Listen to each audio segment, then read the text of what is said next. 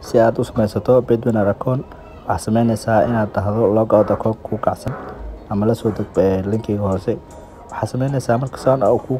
kugu soo shaqeeyo application-ka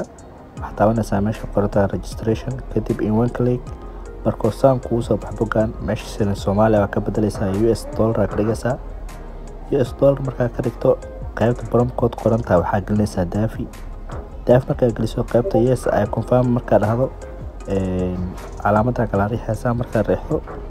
saas buu kugu soo shaqeey doonaa oo account-kaaga buu kugu soo sheegi doonaa.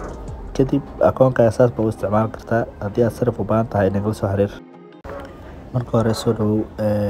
si aad linkiga u tagsato Bedwinner waxaad samaynaysaa marka linkiga aad raacdo waxaad ku dhufanaysaa meesha qoran tahay riix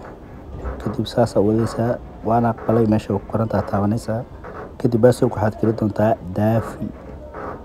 marka saas u geliso submit aad leedahay marka submit aad dhahdo process uu ku leeyahay kadib kadib download ku soo qabanaa download ka taabo kadibna si toos ah ku geey doonaa meesha laga soo degsado